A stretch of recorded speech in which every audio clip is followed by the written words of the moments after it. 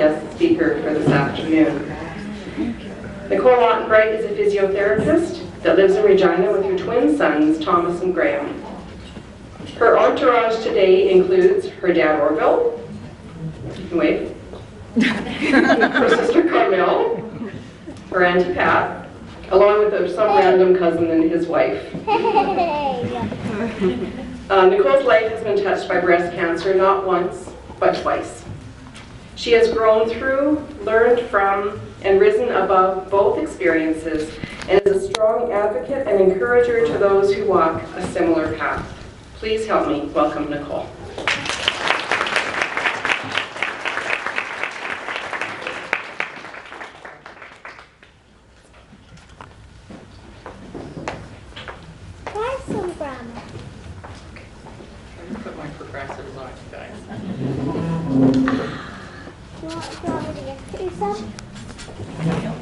Good afternoon.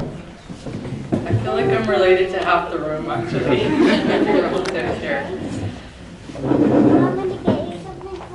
So I thought I'd start, it's kind of a heavy topic, so same thing. I thought I'd start off on my telephone.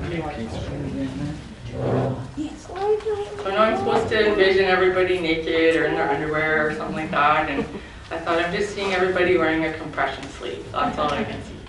Everybody's like me, so. Thank you to Leon for the opportunity to speak today. I am Greg's cousin, so don't hold it against me. Everyone's giving me a hard time. I'm humbled to stand before you and share my story. I'm a crier, so we'll get through it together today. I realize some of you are currently in treatment, or past treatment. You're a survivor, or you have a family or friend that who is. Today I'm speaking to you from my experience, which may be vastly different from yours. My hope today is that you take home one nugget of information that resonates, educates, or possibly makes you look at cancer from a different perspective. Thank you for listening.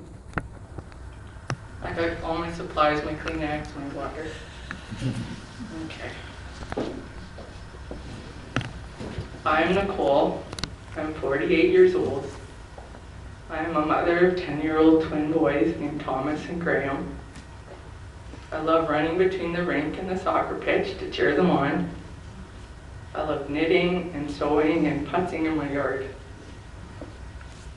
I'm the senior physical therapist in adult neurology at Westcan Rehabilitation Center. I treat patients with brain and spinal cord injury, such as stroke, quadriplegia, multiple sclerosis, and traumatic brain injury. This June, I'm taking the day off and celebrating my 25th anniversary at work. I'm passionate about what I do. Being a physio is not just my job, it's who I am. I love teaching physio students and passing my knowledge forward. I'm a sister, I'm a daughter, I'm a best friend, and I'm a survivor.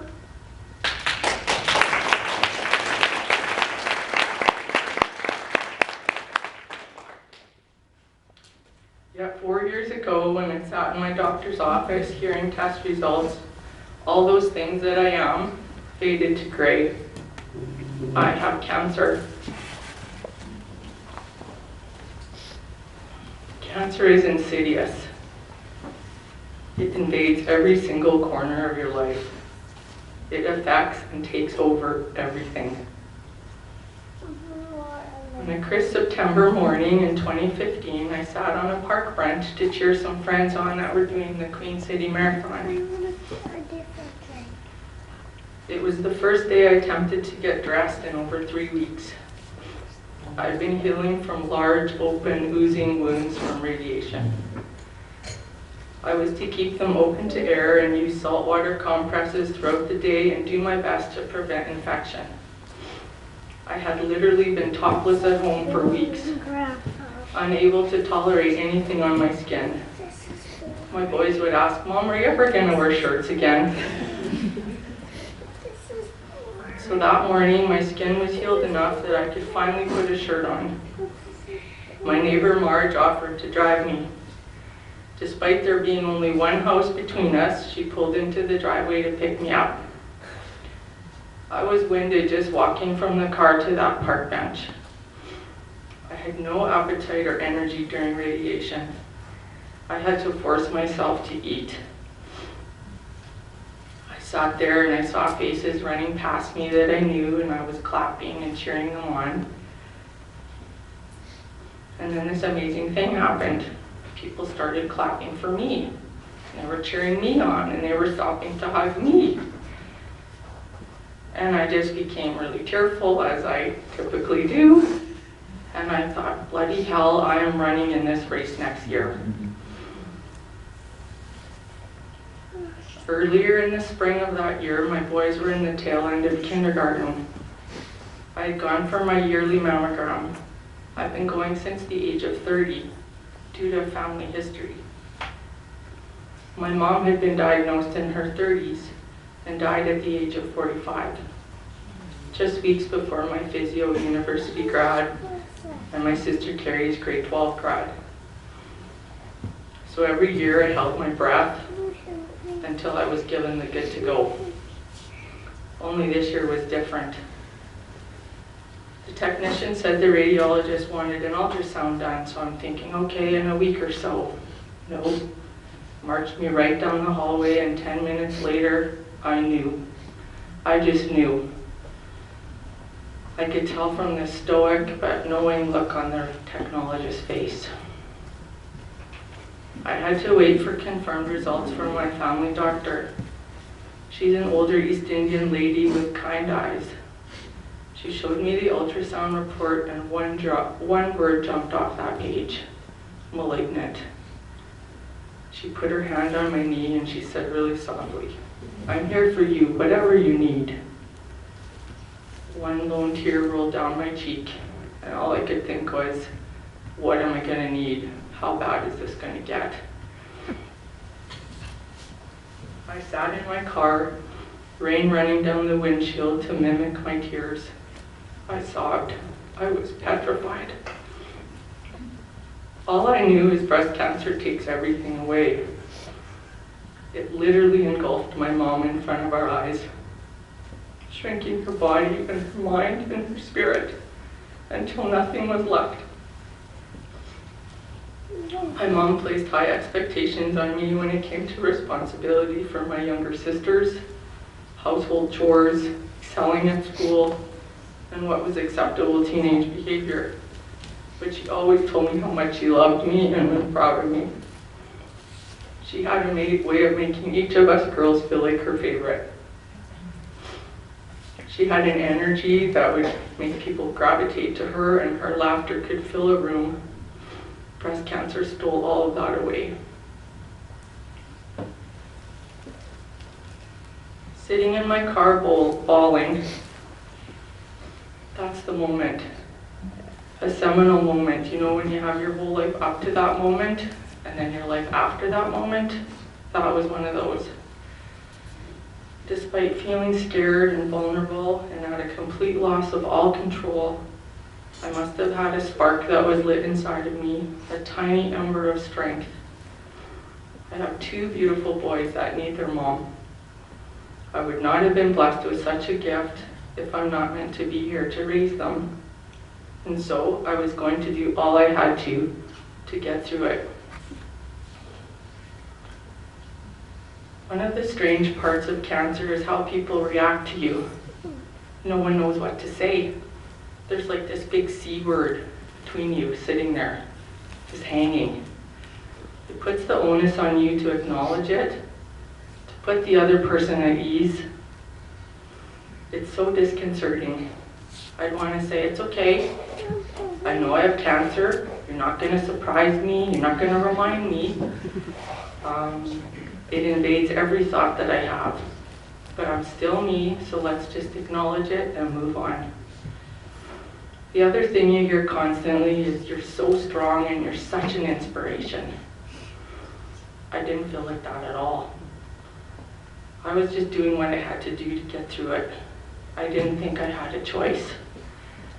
I have 2 little boys who need me, and in my mind there was no other option but to get through this. It's also not necessarily helpful, because there are some incredibly tough hanging by your fingernail moments. Having that added pressure to be strong and an inspiration because everyone believes that you are can just be too much. Some days you're falling apart at the seams and literally getting through moment to moment. And so it began. I have cancer. First telling my family and close friends, that's really hard to do. Assuring them that it's okay, I'm going to be all right. But the whole time I'm thinking, am I? I don't know. Everyone's trying to hold it together around you and not show you how much that they're freaking out too. So you do your best to show mental and emotional toughness and a sense of calmness to those closest to you. You can see it's hard for them too, and you try your best not to make it any harder for them by revealing that you're scared beyond words. And then the endless appointments, tests, and hanging on and trying to read into every expression, word, tone, energy of every single medical person that you're in contact with begins. Trying to understand all the information being thrown at you. Despite me being a healthcare professional with the ability to research and analyze, that all goes out the window. When you're the patient, you're the patient. Initially, I had an MRI to confirm the lump, then a biopsy done by the radiologist. She left the room for a moment and I looked over at the screen. There it was. There was the lump and it was just staring back at me, plain as day. There was no question about it. There was a sense of betrayal from my body for growing this inside of me. Came over me. I then had a consultation with my surgeon who happened to be in the physio class ahead of me years ago. She said she was really affected when she saw my name come across her desk. The plan was to have a lumpectomy and sentinel node biopsy followed by radiation. My surgery date came up sooner than expected. I hadn't even told anyone at work yet. So basically on my last day, I'm sharing my tearful news and that I don't even know when I'll be back. My surgery ended up being 2 days after my birthday in May. The day before, my dad took me to the hospital for my prep. I had to have 4 needles injected into my breast with nuclear dye. This dye would travel to the lymph nodes that would need to be removed to determine if the cancer had spread. This day I was a mess, tearful, anxious, straight up scared about the unknown, still grappling with the diagnosis and not fully understanding what was even happening. The day of surgery, I actually felt relatively calm. It was happening. Waiting is harder. I had to go to Pasco Hospital for a mammogram to determine the exact location of the lump. A guide wire was inserted and sticking right out of my skin, so the surgeon could be most accurate. Then over to the Regina General Hospital for the actual surgery. I was whisked down the hallway and into the operating room. It was full of people all bustling about and chatting and joking and talking away with me, and I ended up telling a nurse that I planted all my flowers yesterday. I had to get them done in before surgery. And she says, well, what did you plant? And I just broke down. I have no idea. I have no idea what I planted. The surgeon rubbed my arm and said I was going to be okay. Then consciousness faded to black. That night I was discharged home, throwing up on heavy pain meds and feeling like what has even happened to me. I had 1 incision, but because of that there was more trauma and literal digging around, cutting through muscle, fascia, as well as snipping a nerve. I am numb down to my elbow to this day. Much more involved than just going in and getting a lump plucked out, which is what I had naively thought a lumpectomy was beforehand. My lump was high up on my chest wall, tucked under a rib, not actually even in my breast. Breast tissue goes all the way up to your collarbone. So the surgeon went in one direction to get the lump and the other one to get the lymph nodes out. A sentinel node biopsy typically only removes 1 to 2 nodes. I had 5 removed. She was being extra thorough. My pathology report came back and I was stage 1, grade 2, estrogen receptive. Stage 1 meant the lump was small and it hadn't spread to my lymph nodes. Grade 2 meant it was more aggressive. Estrogen receptive means that estrogen is what fed my cancer cells. I had many medical professionals comment that whoever did my mammogram did an amazing job catching the lump because it was so high up. One day I dropped off a card at the mammogram office to thank the technician for finding my lump. I was told many times over I would never have found it myself because it was too well hidden and tucked under that rib. I'm the poster child for early detection and mammogram screening. 3 days after surgery, I could feel a tightening or a cord under my armpit. Over the next week, the cord felt stronger, traveling to my arm, down my arm, to my elbow, and even past. It was getting difficult to move or even straighten my arm. I got into the lymphedema clinic at Pasco Hospital, and ironically enough, 25 years earlier, I'd met this shy young lady named Tracy. She was trying to get into physio, so I told her about the program and what it took to get in. And here she was, now my physio. And she would become an integral part of my journey. She has taught me so much, feeding me information slowly as I was able to take it in. She saw me through my lowest points behind those curtains in therapy. I learned from her that day that I have axillary web syndrome, or cording. Cording happens as a result of trauma to the lymphatic system. I'd never heard of it before. 5 lymph nodes had been removed from under my armpit. The fluid flow had now been interrupted. And it was stagnant, so then the vessels become stuck down and adhered. So it starts to feel like a cord, which causes even more decreased flow, and so therapy started.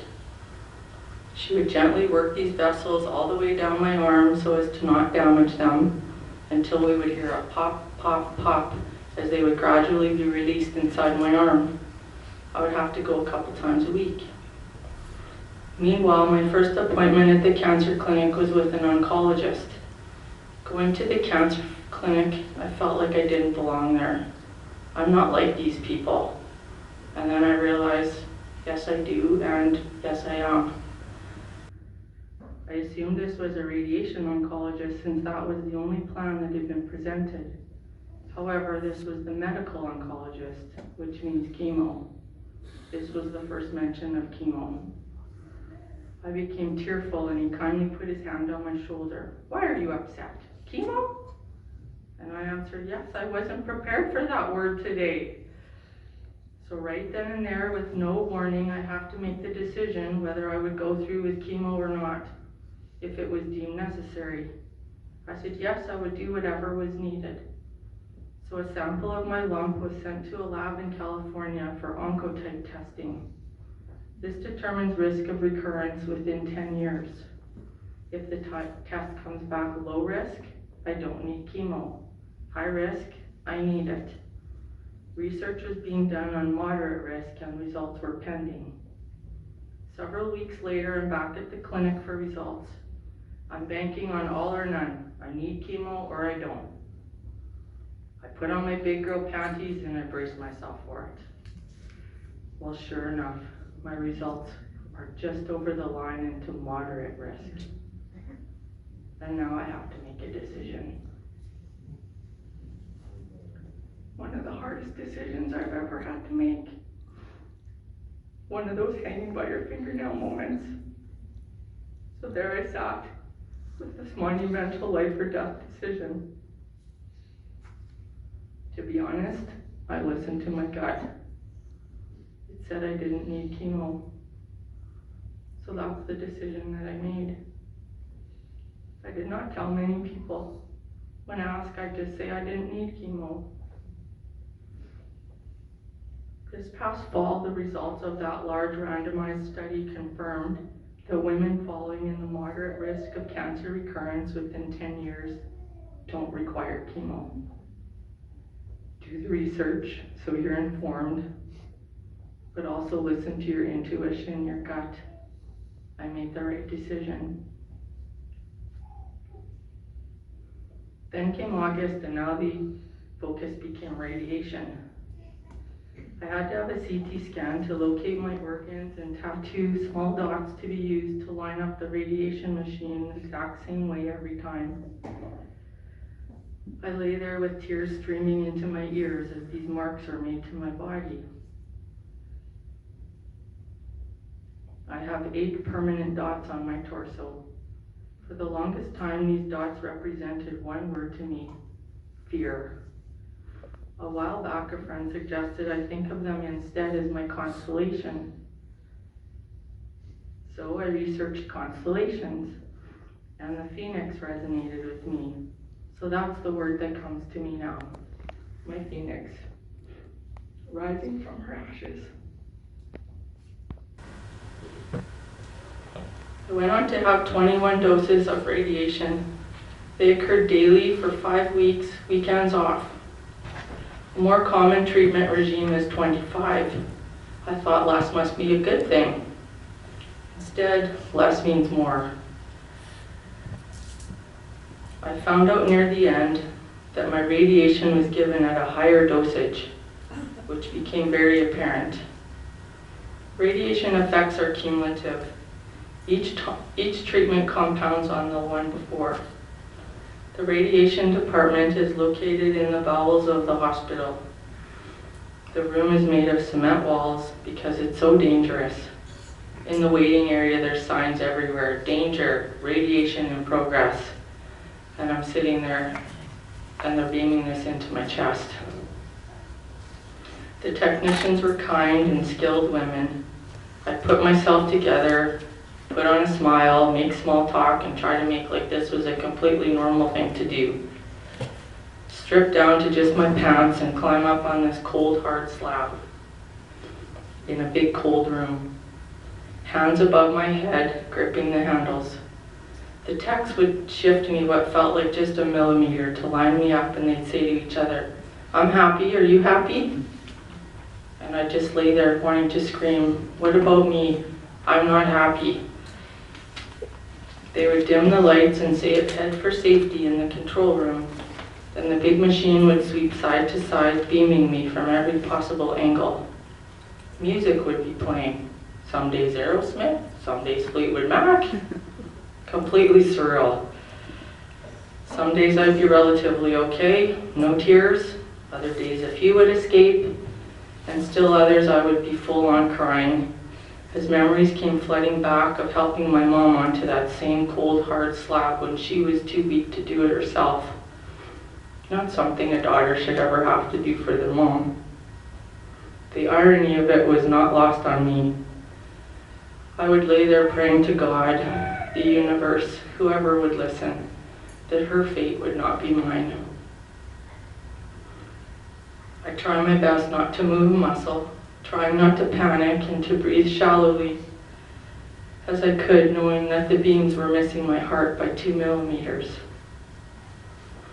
Unbeknownst to me before starting, it wasn't just the spot where the lump was that got radiated. My whole upper left quadrant was radiated.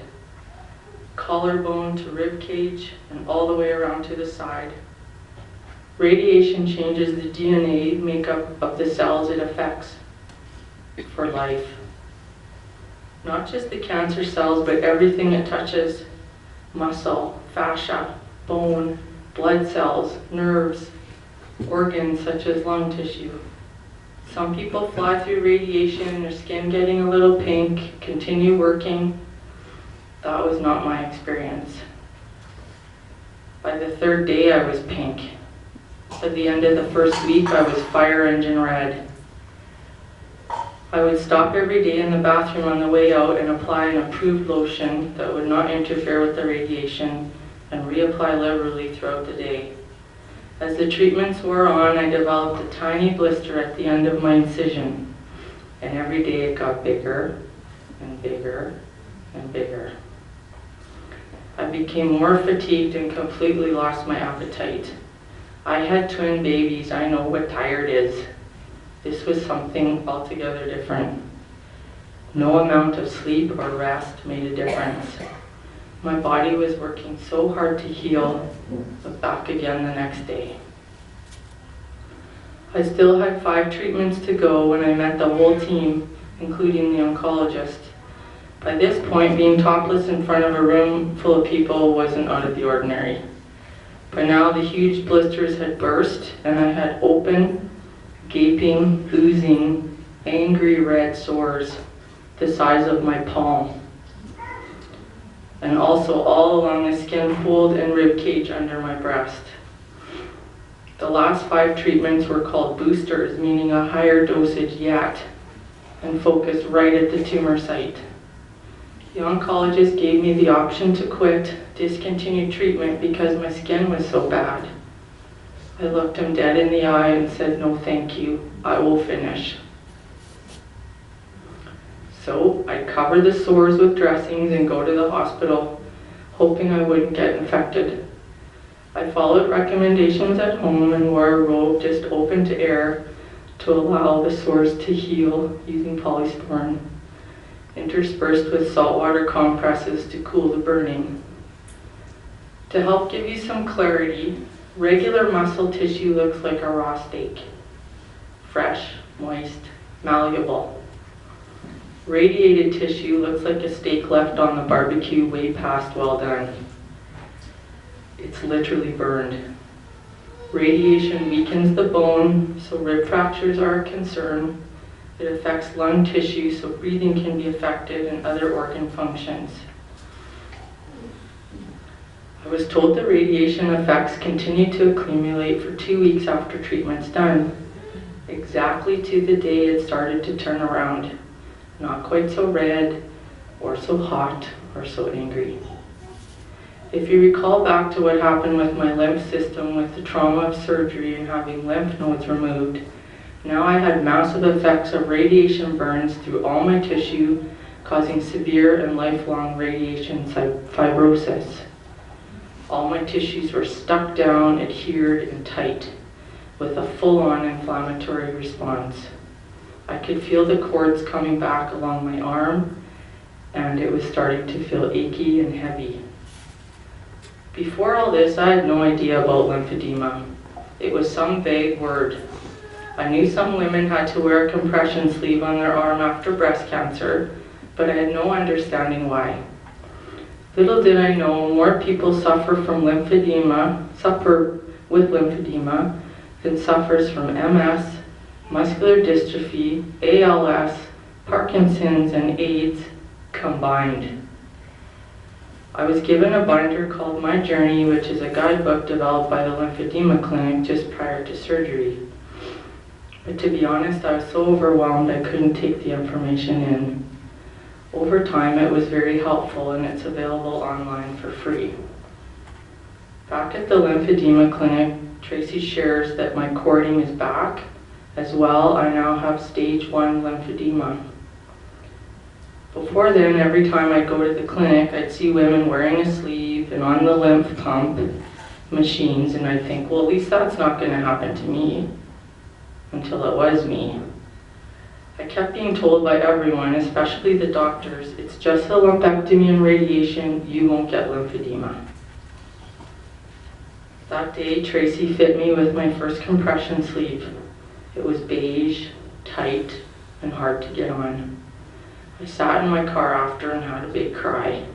I had no idea what was coming, but my gut told me this was now part of my life. And so my lymphedema journey began. The cording came back with a vengeance.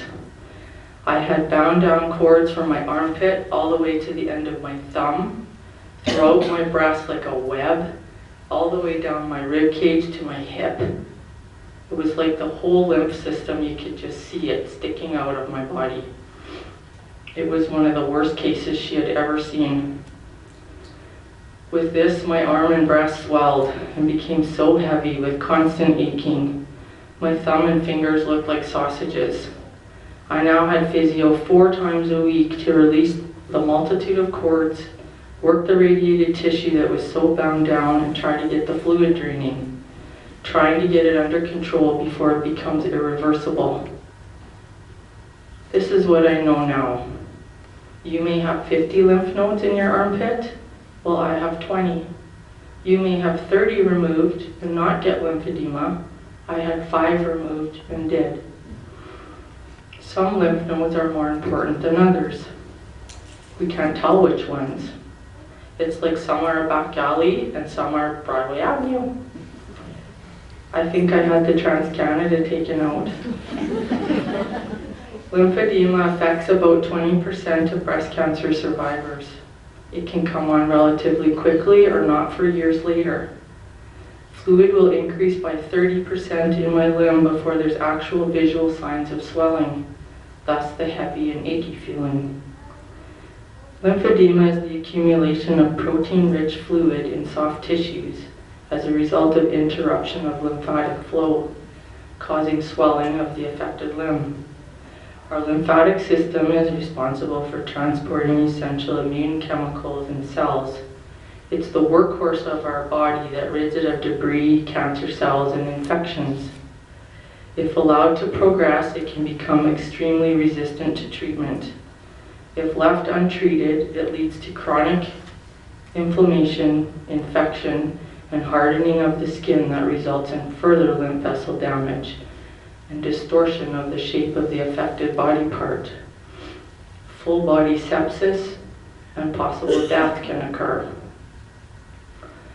Lymphedema can progress through 3 stages.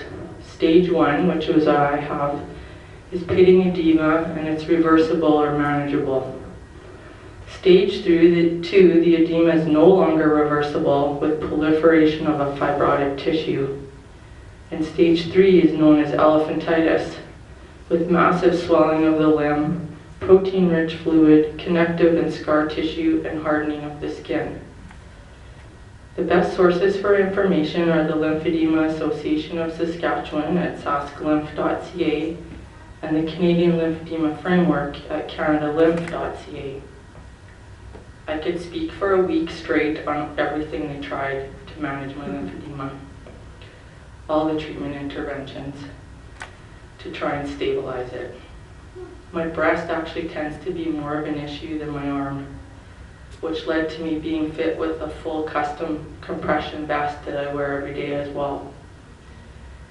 To give some idea of the complexity, over the course of the next 2 years, I had therapy 2 to 4 times a week, which included countless interventions such as mentioned, gentle mobilization to release the cord, deep tissue work to get some space and mobility between the layers of tissue so fluid can move, manual lymphatic drainage, kinesiotaping my entire arm and across my chest to pull the fluid up and over to my healthy side for 5 months straight.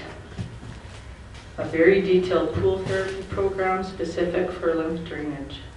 I would also go on the lymph pump machines at the hospital for an hour at a time and then race to the bathroom to pee out all the fluid. As well, I did a home stretching and gentle strengthening program for 45 minutes, twice a day, every day. In addition, these are some tools in my toolbox that help me manage my lymphedema, although not an exhaustive list. Wearing my compression garments on my arm and my torso. For 2 years, I wore both daytime and nighttime compression garments. The daytime ones prevent an increase in swelling, while the nighttime are thicker, padded with grooves that assist with drainage and compression. Everything's custom made. My nighttime garment on my arm is actually from Germany, and all my vests that I get come from South Carolina. So everything's made to measure for compression. I wore compression day and night, 24 hours. The only break was in the shower. I now wear the daytime every day while the nighttime as needed when my arm is achy and heavy. Part of my bedtime routine is hand washing them out every night and wringing them out to dry for the morning. For all the garments, yes, they're tight, yes, they're hot, they don't breathe, and yes, they totally suck in the summer. Using my arm, strengthening it, but not too much, striking the balance, exercise to maintain my weight, deep breathing to pump the main lymph vessel that passes through the diaphragm, manual lymphatic drainage that I've been taught to do myself, ongoing pool therapy, rest and reducing stress, regular physiotherapy to work at those deep tissue layers that continue to be bound down to maintain fluid flow. Now I'm down to once every 4 to 6 weeks. And I must prevent any kind of injury to my arm whatsoever. I've had to teach my boys not to tug on it or bump it. Particularly snuggling at bedtime, they will say, "Is this your hurtful arm, Mom?" These are the things I have to be mindful of regarding my left lymphedema side. Keep my skin meticulously clean and moisturized and check for cracks or rashes or infections. No jewelry, extra care with shaving. Keep my fingernails short, care for cuticles and avoid hangnails. Wear gloves when gardening and avoid pet scratches. Avoid mosquito bites. No injections, no blood work, no needles, nothing on that arm. Always carrying an alcohol swab, antibiotic cream, band-aids if I get a cut or a scrape or a scratch. Avoid heat, including hot weather, hot packs, a sauna, hot tub, or a sunburn. And avoid activities that strain my arm, including heavy lifting. Avoiding weight gain. And when flying, sometimes I would maybe need to use bandaging on top of my compression because tissues swell on an airplane. And should I ever be hospitalized, I have a bright pink wristband that says, "Beware, it's a lymphedema arm and don't take any blood from it." I'm at the point where my lymphedema is the most stable it's been, but I know I'm headed for a flare-up when it starts feeling heavy and achy.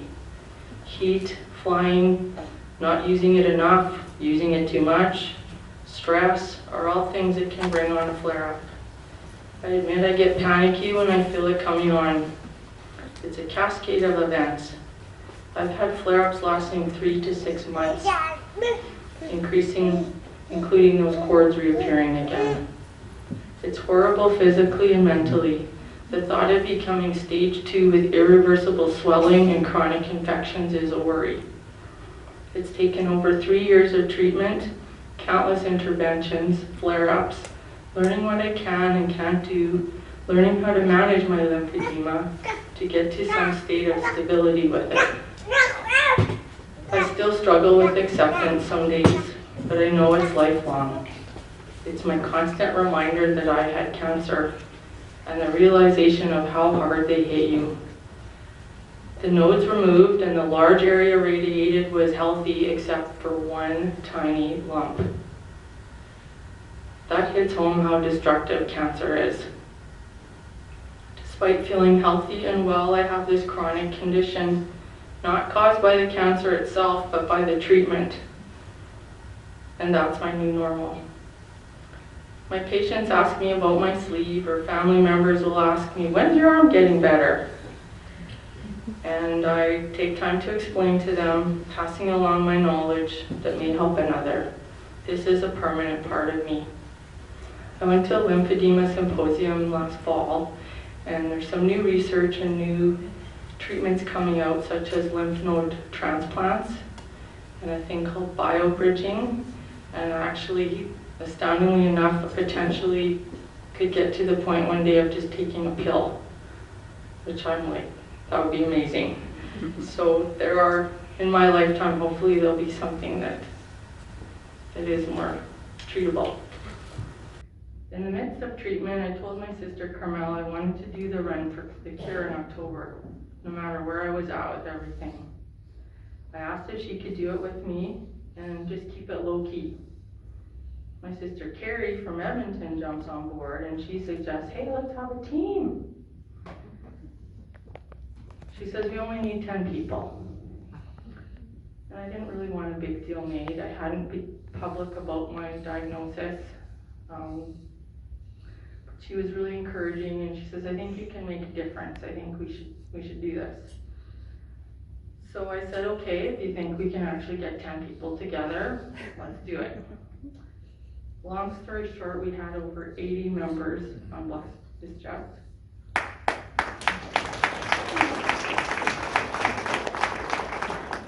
And we raised over $10,000. It was emotional and humbling. Now this fall in October, Carmel and the boys always do after they care with me. In November of the same year, my physio Tracy asked me to join her in making a presentation. Healthline 911 was looking at piloting a call-out program for post-breast cancer surgery to screen for lymphedema. Tracy was presenting on the physiology of lymphedema, and I was to provide the human element by telling my story, which I did a lot quicker than I am today. So I put on a suit and prepared myself. I wasn't sure what to expect. I get there, and around the boardroom table sat representatives from the Ministry of Health, the SAS Cancer Agency, the Health Authority, and Healthline. As I spoke, you could hear a pin drop. Afterwards, they expressed the thing that resonated most with them was that I'm educated, I work in healthcare, I'm relatively young, and I didn't know what was happening with my arm and lymphedema after surgery. I looked like them, I'm one of them.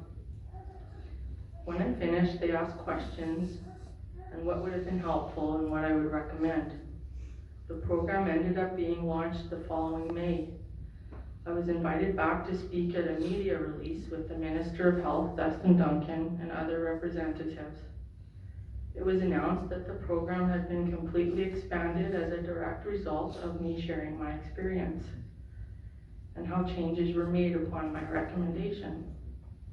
Now every woman who has breast cancer surgery in Regina gets automatically referred to the program for phone call support and screening from a registered nurse.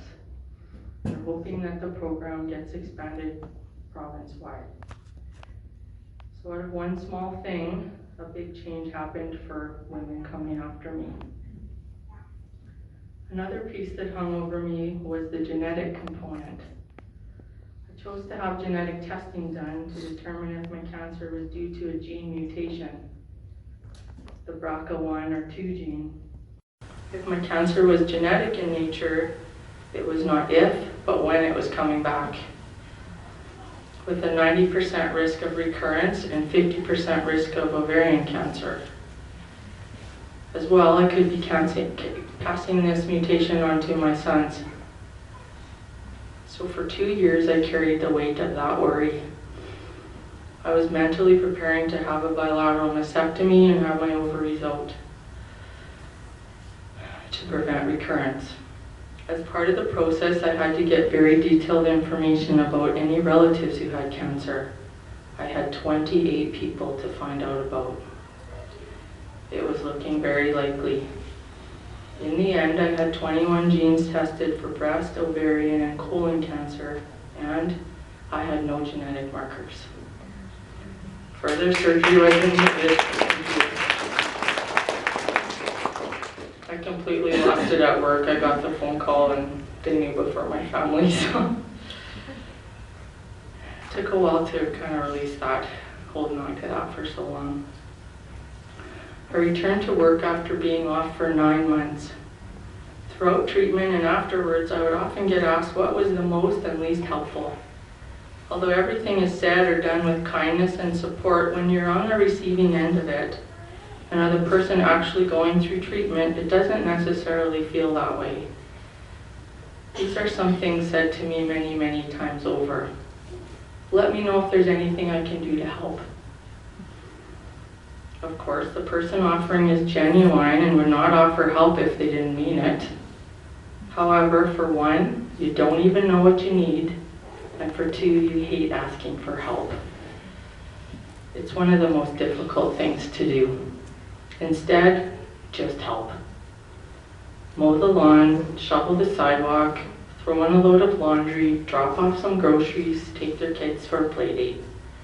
Don't ask what can be done, because then the onus is put on the person that's going through treatment to figure out what to ask for. At least you didn't have a mastectomy. Yes, thank you for pointing that out, and I'm very grateful. I know many women who have had a much more complicated treatment course than I did. However, it comes with a tinge of negating what I did have done, minimizing it. You're lucky you didn't have to have chemo. Yes, I'm incredibly fortunate that my cancer was found early and my treatment course did not involve chemo. However, there's absolutely nothing that luck has to do with being diagnosed or treatment. I had comments, "At least you only had radiation." I would smile and nod. They had no idea what after effects I was having or coping through radiation. Everyone's different. Are you back to work yet? I realize this comes from a place of being hopeful that you're well enough to be at work and things are back on the mend. I would be going day after day for radiation with those big open sores, and I would get asked that almost every single day. The answer feels like you need to justify why you're not back at work yet. And the months and months following radiation, where I was having so much therapy and looked great on the outside, my inside was a mess. As well, it took at least 3 months to come out of that radiation fatigue fog. I want to be clear that I had the most incredible love and support from my family and friends, but both little and big acts of kindness that were so meaningful. However, some of the things that people say to you when you have cancer are difficult, especially when you're having one of those crazy hard days. So like most things in life, just keep it simple. I've been thinking so much about you. How is treatment going? And then just listen. So what's my purpose here today? There are many women who could share their story in a much more succinct and meaningful way, with less tears probably. I looked at the poster for this event, and the main message is one of hope. To me, hope is the opposite of fear. Fear is debilitating, dark, and it holds you in one place. Hope is expansive, light-filled, and it pulls you forward when you can't do it for yourself. The biggest thing about cancer is fear. Once you finally get to the other side of treatment, you feel completely lost. Now what? And what the hell even happened? Your life is there waiting for you, yet nothing looks, feels, or resonates the same at all, because there's nothing the same about you. You look around at your normal life that you're supposed to go back to, and you can't recognize what new normal even is. You certainly don't recognize who you are. Cancer stripped you to the raw bone. And so this is when the real work begins, to become the new you, the you were supposed to be all along. Before you knew how it feels to have fear seep into your every cell until it's all you can taste. You've kicked cancer's ass, and now there's no time to waste. Should be easy, right? Not in the least. Research shows it's most often harder after you're done treatments than while you're going through it. Post-traumatic cancer shock and depression is now being acknowledged. It's a real thing. Studies have found nearly 1 in 4 women diagnosed with breast cancer experience PTSD. Some aspects of the cancer experience that might trigger it include being diagnosed, painful tests and treatments, pain from the cancer itself or other physical issues, test results, and potential for reoccurrence. That's my biggest fear. Of course, it's normal for a person with cancer or a survival to have feelings of anxiety or depression, but if those feelings do not go away over time, it may be PTSD. Symptoms may include nightmares and flashbacks, avoiding places and people, feelings of guilt, trouble sleeping, continuous feelings of anger, loss of interest in activities and relationships, self-destructive behavior, and difficulty feeling emotions. This can develop months or even years later. I can't say that I experienced all of these, but I definitely had feelings of tremendous loss, shell shock, and having no idea what my new normal was. Cancer invades absolutely everything. Nothing is left untouched. This includes physical, emotional, home, work, relationships, family, sense of self, and who am I now? Every single thing. When I was discharged from the cancer clinic, everyone around me was ecstatic, but I didn't feel that way at all. Why did I have to go there in the first place? And now I have lifelong after effects to manage. Strange as it may sound, there's a sense of security when you're in treatment. I had faith in my caregivers and I did what I was told to do. But now, how do I go from something completely all-encompassing and just do normal? And how do I not drown in the fear of it coming back? Well, you control what you can. These are the things that work for me. Exercise. It reduces the risk of recurrence by almost 50%. That's incredible. That's totally something I can do. It's the best medicine there is. Deep breathing helps with lymph drainage. It releases endorphins. Being fit and healthy feels better with a better frame of mind. Maintains a healthy weight. My cancer was fed by estrogen, and fat cells produce estrogen. Therefore, less fat's better. Nutrition. Trying to eat organic as best I can, maybe 60 to 80% of the time. Basically, eat a healthy diet with lots of veggies with some wiggle room to enjoy a glass of wine and dessert. It's called living, right? Phytoestrogens. Avoiding foods and products that increase estrogen production. Therefore, using clean products that are free from parabens, sulfates, and the like. And I avoid eating foods such as raspberries, soy, and flax. They affect estrogen for me. Medication. I take tamoxifen every morning. It has the same molecular shape as estrogen. If there happen to be any cancer cells floating around, the tamoxifen binds to the cancer cells so the estrogen can't, and my cancer cells can't grow. I'm on this for 5, possibly 10 years. I'm 3 years in. My side effects are hot flashes, leg cramping, and terrible sleep. I'm technically still in treatment while I'm on this medication. Meditation. Energy clearing and letting in the light are daily practices. Counseling for healing old wounds and trauma. Learning not to stuff it in anymore and how to use my voice. Checkups. Every 6 months I alternate between breast MRI and mammogram. I will do this till the end of time.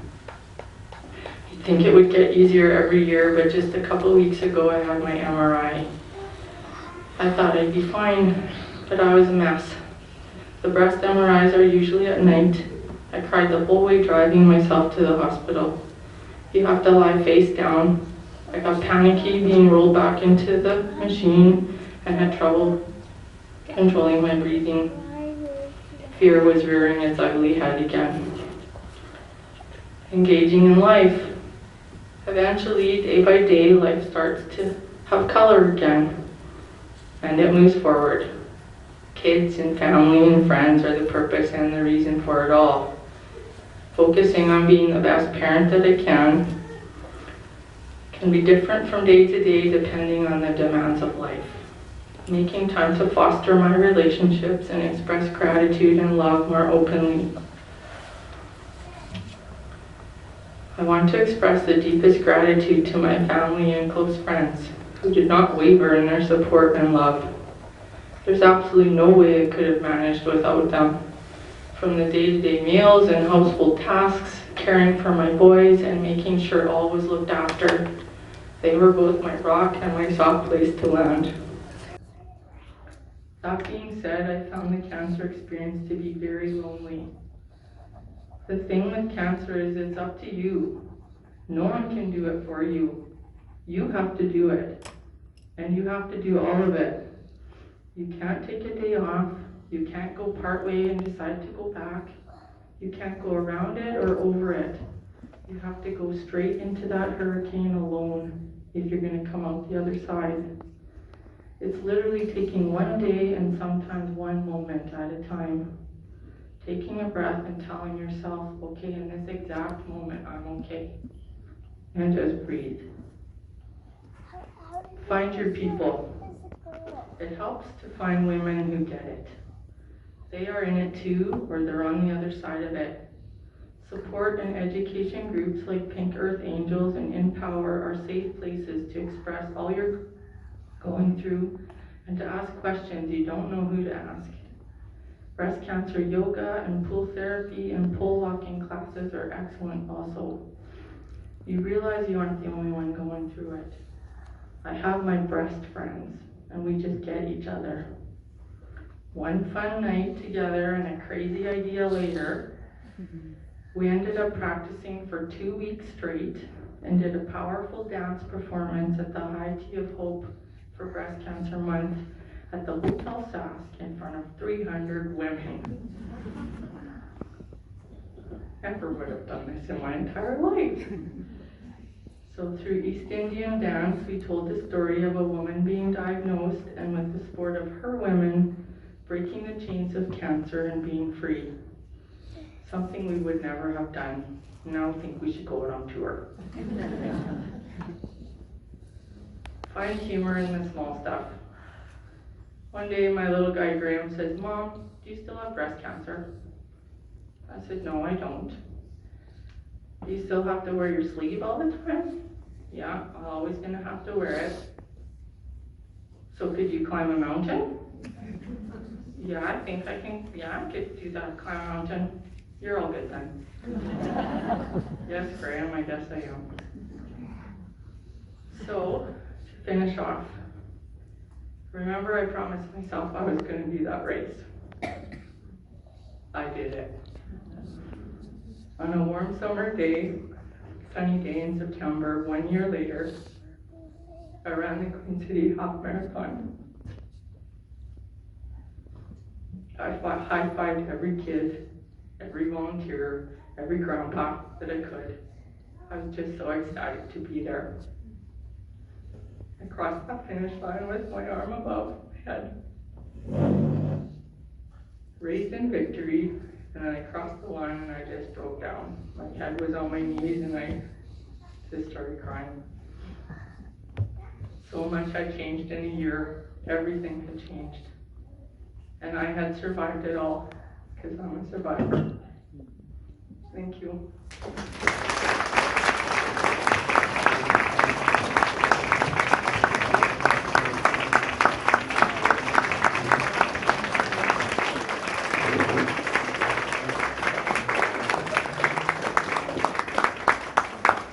Just last October at the breast cancer run in Regina with Graham and Thomas. This is my skin. This is what it looks like after I take off my night garment. Kind of like golf divots on my skin, and so all night long it works to move the fluid and help drain. So that's actually my skin in the morning. It's on the big lymph pump at the lymphedema clinic.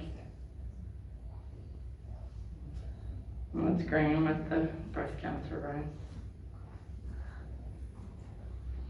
That was my first fancy sleeve. So I get some coverage through work, which I'm really fortunate, and I get to get some fun ones sometimes, but that was my flame that I got for my run. This was the day I spoke at the media release for the lymphedema project. This is when my arm was kinesiotaped, kind of right through summer into fall. The tape went right up across my chest and my breast to my opposite side, so I'd have to change the tape every 2 to 3 days. That's my skin before I had the boosters. So just an idea of how red and before the sores really got bad. And there's me crossing the finish line. And this is what I wear every single day. My compression vest and my sleeve, so the only thing not compressed is my right arm. And I'm so used to it now, I feel weird if I wouldn't have it on. So. And then that's what I wear at nighttime. So the arm sleeve is quite thick, but it's comfortable. And then the chest thing is two parts. One is quite thick and bulky, and then a compression thing goes over top. So it's kind of hard to breathe actually. Then we did a family 5K together. There we are dancing at the Hotel Sask. The gal on the far left is Tracy, my physio, and the other ladies are all breast cancer survivors. And that's just this past summer. There, that's it. So thank you for your time. And